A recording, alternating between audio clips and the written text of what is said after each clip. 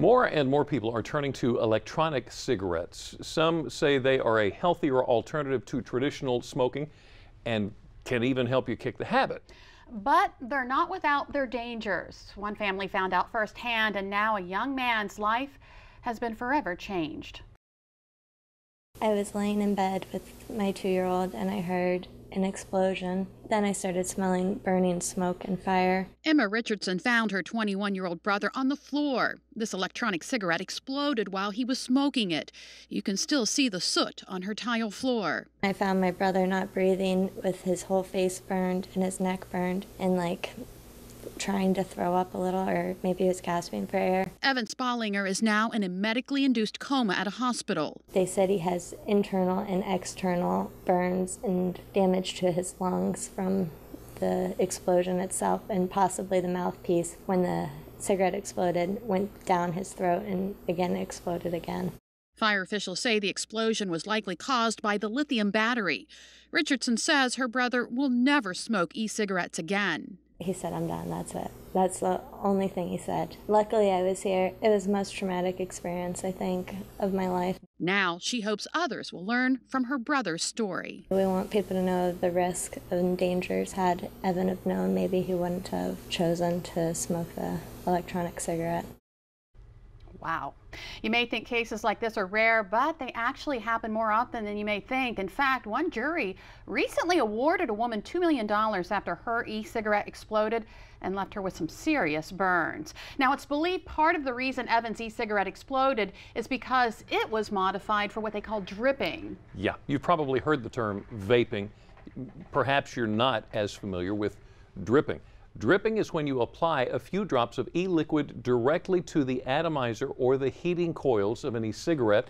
It's supposed to deliver a cleaner, more flavorful hit and produce more vapor. Now, there are attachments and accessories that you can buy to set up your device for dripping, but there are other, less safe ways of doing it as well. You do it yourself. You just kind of get a little bit more control out of it, but at the same time, you can rep it with too low of a resistance, and that would cause a short circuit or something along those lines with the battery. Now, battery safety is important when using any type of e-cigarette, but especially if you're dripping. If that is your preferred method, make sure you know how to safely do it and keep your battery in a protective case. If your battery looks damaged in any way, get rid of it. Now, as with many things, there are dangers associated with vaping. But what about its appeal to younger generations? Yeah, between the appetizing flavors and accessibility, many believe e-cigarettes are tempting today's teens, much like traditional cigarettes used to. Yeah, but some are not really buying into that. As a matter of fact, one group of high school students is using some creative techniques to educate their peers about the dangers of e-cigs. It can be addictive. You can go anywhere from a pecan flavor to birthday cake. And the flavors are endless. A lot of people feel like it's cool to do it. It's not just traditional cigarettes anymore that are tempting teens. You can pretty much go online and get e-cigarettes. There are two characters who actually fall to the peer pressure. So with the help of the Aspire program, high school students are getting creative with public service announcements. Before, the food had a taste. Comic strips with familiar characters. I did base him off myself with his long hair. And podcasts, hoping to persuade their peers not to smoke. Good afternoon, everybody.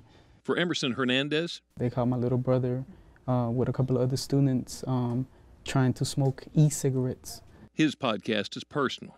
Today's topic is e-cigarettes. The idea is to get kids more involved in the creative process. The hope is they'll listen more to their peers than they would an adult. E-cigarettes are not that innocent as they're positioned.